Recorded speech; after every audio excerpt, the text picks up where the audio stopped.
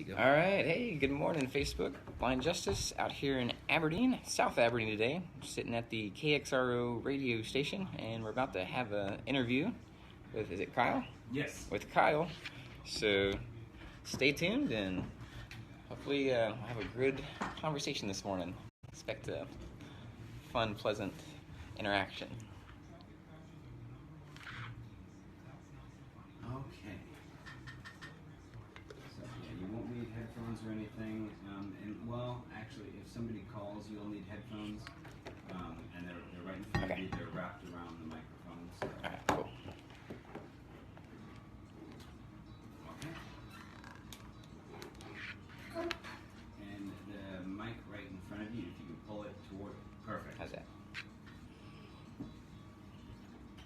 The KXR news time is now 6:40. Thank you for joining us this morning. Kyle Pauly here in the studio. Joining me in studio this morning from Blind Justice, it is Mr. Mike Nelson. Good morning, sir. Good morning, Kyle. You are coming up on almost 2 weeks, a week and a half or so, into an ongoing demonstration, protest, rally, whatever you may want to call it, following the decision of the Aberdeen City Council to impose a sit-lie tax, or a sit-lie ordinance, that is, within the city of Aberdeen, and wanted to bring you in and kind of get some motivation, because this has caused quite a discussion within Aberdeen, and kind of get some backstory on it so people can get an understanding of why you were doing what you were doing. But I wanted to start off a little bit, and there's been a lot of questions online about you and kind of what brought this on, and so I'd like to get people to kind of see an insight on you. So if you could, what's your kind of elevator speech? Who is Mike Nelson? What is Blind Justice? And how did you develop this kind of sense to put on this protest? Yeah. Thanks for the question. Well, I'm going to try to direct a lot of the personal questions back towards the topics, towards the issues. I absolutely want to talk about the protest Yeah. more than anything. Okay. I wanted to at least give you a little sense of what is driving you. Yeah, great. No, and I think that impetus, I think that reasons are powerful things, right? Motivators. So the primary reason was when I first heard the agenda of the city council meeting for the first reading of these ordinances. So it's not just the sit-lie, but also the solicitation one. Mm-hmm. And so then they had them published, and I got it read to me, and I was like, wow, this is completely an attack and an affront to people's liberties. And so, like, surely this isn't going to pass. So I went to the city council meetings and spoke, trying to encourage them to recognize that this is an affront to the people's freedoms, and trying to also get a conversation with the council members to find out where they're coming from. Like, what was the intent? What was their intent? Right? Why are they trying to propose them? And that one has been pretty difficult to do. So I've done a few videos on the page, on the Blind Justice page, to try to contact council people, and we found out potentially the voicemail system is busted. We did get an interview with Tawny Andrews a few days ago, so that was good. And we've had some encounters with the mayor. But as far as impetus on the protest, we've made attempts before the vote passed on last Wednesday, and those attempts failed, obviously. And then the mayor had some time to consider it as well, and he also signed it. So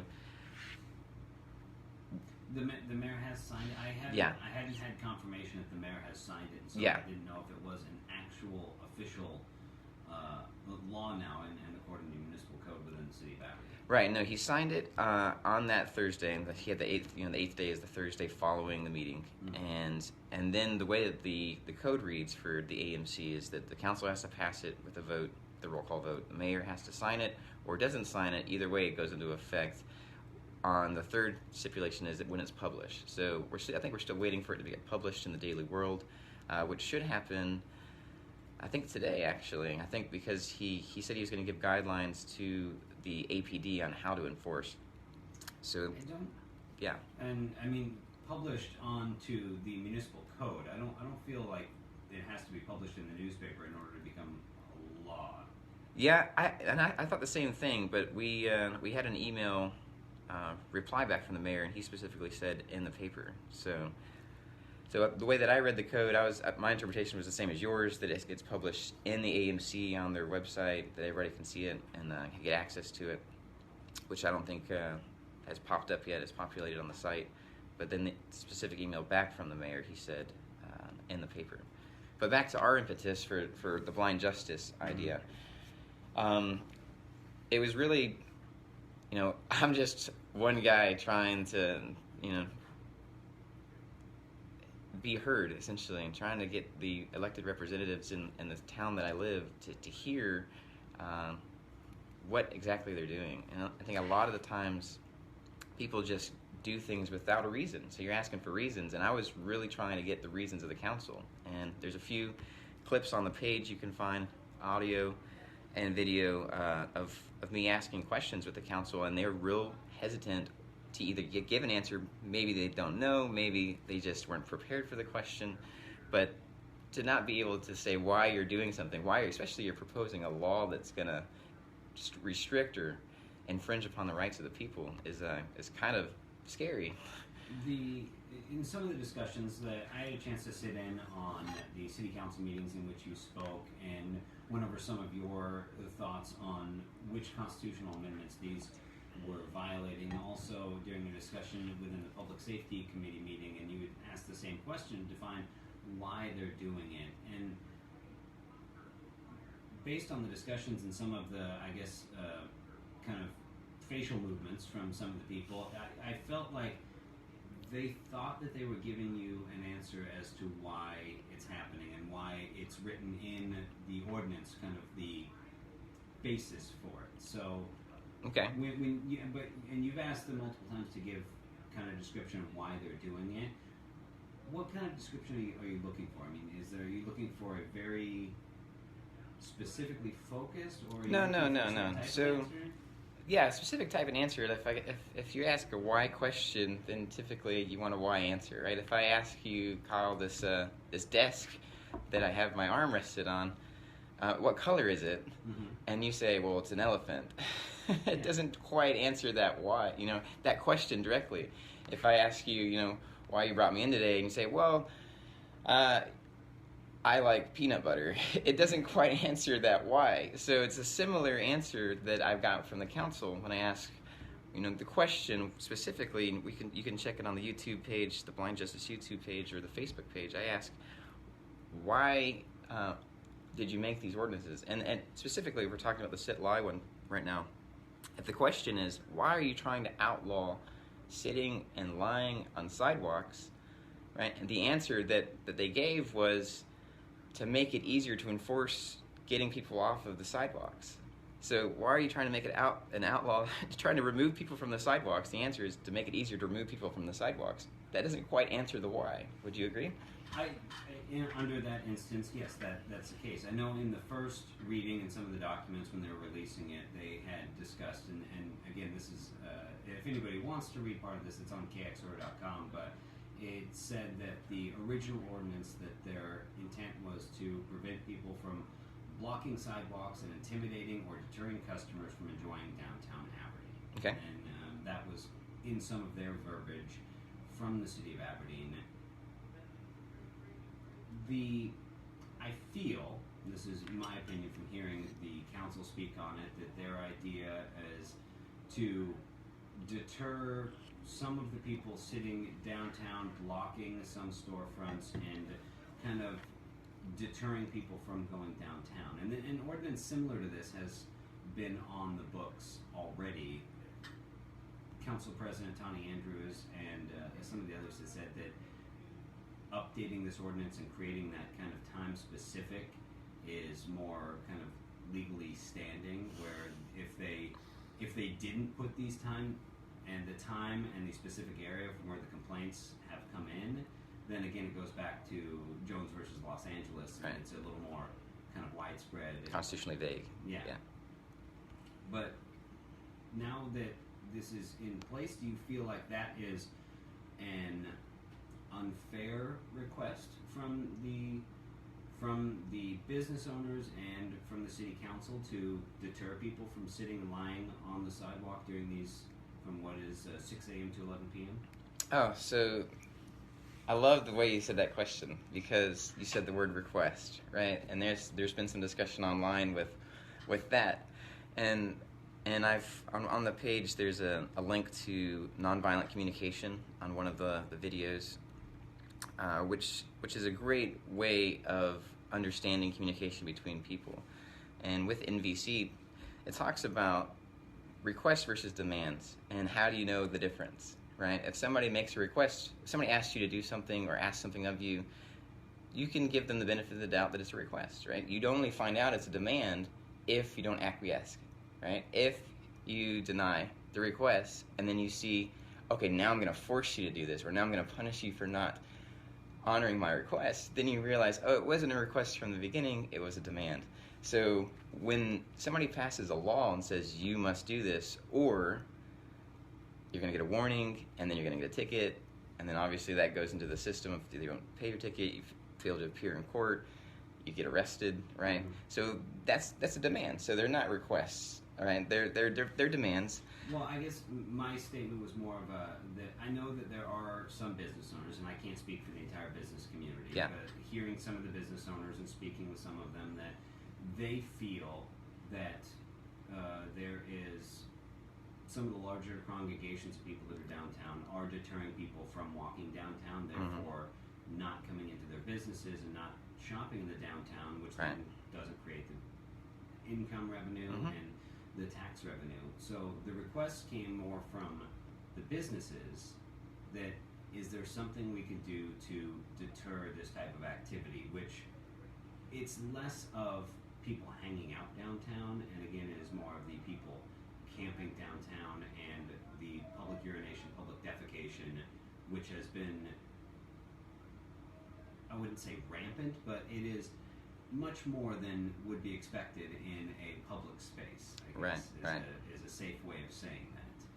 Yeah, no, How do you feel like that's an undue request from the business owners? From the business owners? See, now that's a place where I think there's a lot of confusion, and I'm glad you keep getting into this point. So I don't think anybody wants people laying out on the street, and peeing and pooping in public, and and doing the things that people are trying to see gone in a downtown area. I think we all agree that we want people to be in adequate housing. We want people to have facilities where they can use the restroom and relieve themselves. And so that I think we were all on the same wavelength on that. I don't think there's two sides of this. We all recognize that's a need, basic human needs that all of us have. And so that making the request, and again, it goes back to request versus demand. So I think making the request is fine. Hey, will you guys go somewhere to use the bathroom? There's one porta potty. That's already a law. Obviously Right. That's against the law, but it hasn't deterred it from happening. Right. So the question is, why would another law deter? And again, this is just from my perception, from what the city council has discussed, that obviously the police cannot enforce any law unless it is seen or there's some sort of proof to do it. So if when I'm walking downtown, and you've walked downtown, that sometimes there is, again, defecation in the middle of the sidewalk, but if nobody saw it happen, you can't really enforce that sort of law. It's the same as like a drunk in public is not illegal. Drinking in public may be illegal, but drunk in public is not a law. Yeah. So how the idea, from again my perception, is that if they prohibit the people that are sleeping, sitting in downtown, that are the leading cause of this public urination, public defecation, if they kind of cut it off at the pass, it won't get to that point.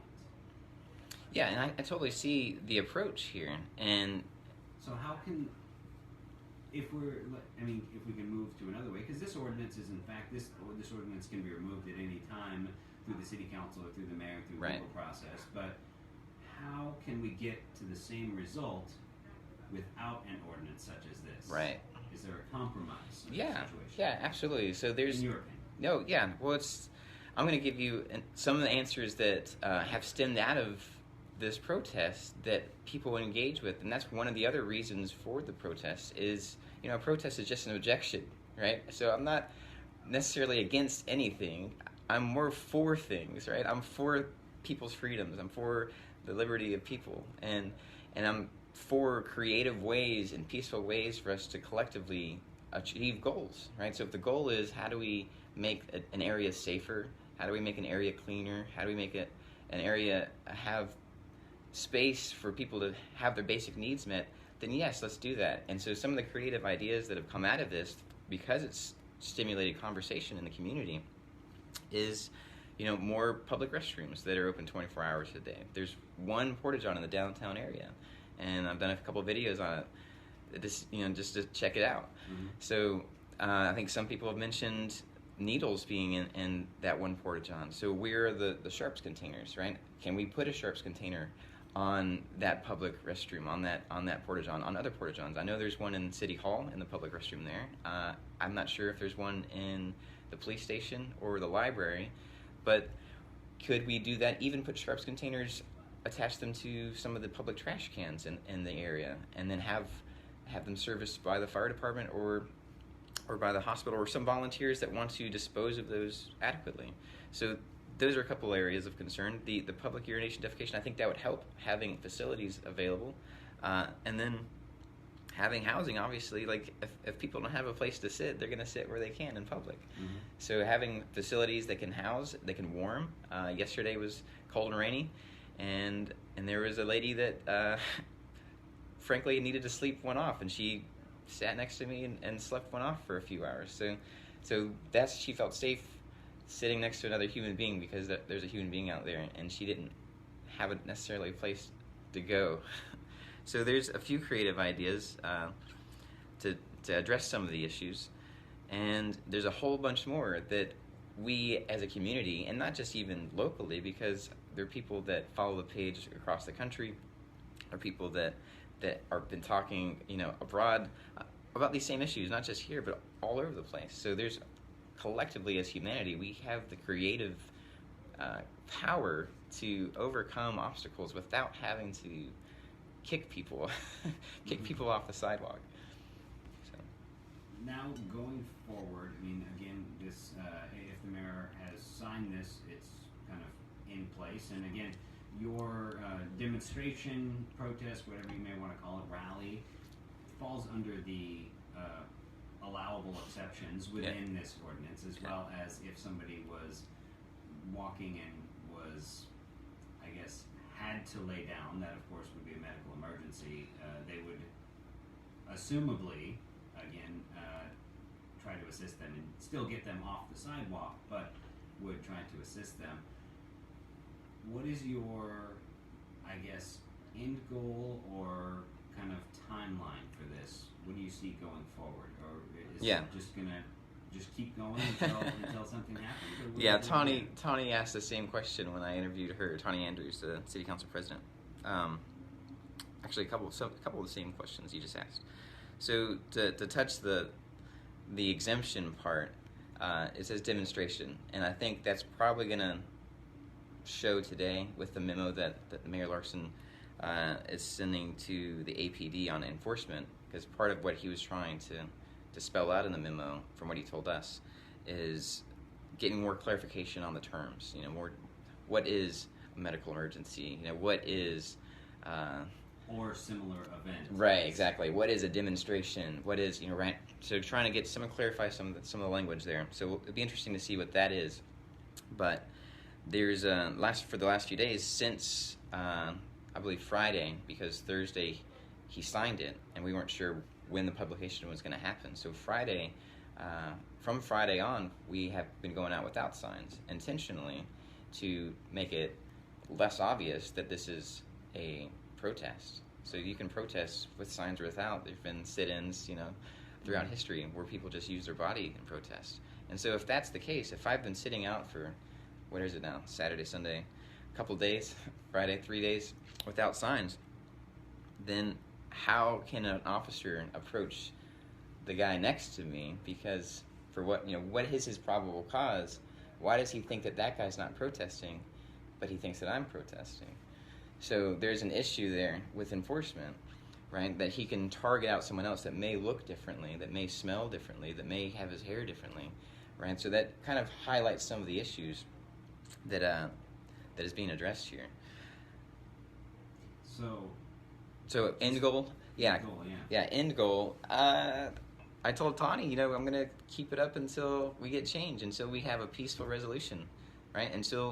And part of that is we keep asking for a town hall meeting. So the way that the form of the council meetings work, there isn't room for what we're doing now. There isn't room for a dialogue, a question and answer, right? It's they talk, we talk, they talk, we talk, right? Without any questions. They even deter the people of the public from asking questions directly to the council. Which is standard in public meetings. Yeah. They're not an exemption to those type of right. situations. I understand for time concerns, but I think with so much of public discussion on the matter, I think that having an opportunity, a forum for that, would be great to be able to hear. Part of the issue with these ordinances getting passed was the lack of local research, right? So there wasn't a poll of the people. There wasn't a data collection to say, well, here are the people perpetrating the crimes in the downtown area, and the majority of them are of this demographic. They don't have that. They're going off of presumption or assumption or feeling from either their personal perspective, which I've asked if some of the members have personally walked downtown and engaged with people doing the behaviors that they don't like, and they said no. So it's really hard to get an understanding of something if you don't personally engage in it. Mm-hmm. So they're trying to take a distance view of it and assuming that perception, that one perception, is correct. Yeah, well, your demonstration, protest, rally, visual display, whatever it may be called, is going to continue, and you're going to continue to be in downtown Aberdeen. You've been on the corner of H and Wishkah primarily, or in front of City Hall. Yeah. But that may move depending on the weather and the circumstances. Yeah, no, we've been moving around in different corners. We've been at Broadway and Wishkah and the road south that runs west, the other one Heron. way? Yeah, Heron, thank you. And H, we've been a few different corners. So basically where we can engage with people, traffic, and even businesses and business owners. So yeah, the plan is to continue to be heard, to continue to have the conversation, to continue the protest as long as we need to until we get peaceful resolution. So that probably is going to mean a repeal of these ordinances, which can be done like you said, at the council level without having to have courts involvement, because courts involvement is just going to take time and money from the city, and that's just not something that is going to be beneficial, right? Well, we'll keep watching this, and we'll keep watching again. You have a Facebook page at Blind Justice, and you can watch the live video from today or from the previous week and a half, or coming up on 2 weeks of your discussions with city officials, with city council, and with the public. And we'll just keep watching and see what comes out of this. But Mike Nelson with Blind Justice, thank you. All right. Thanks, Kyle. That go what you were thinking, or yeah. We didn't miss anything that. No, I'm gonna try to turn this thing off. I still think I'm on. All right, there we go. You got it? Yeah, I had to turn my talking thing on again. Nope.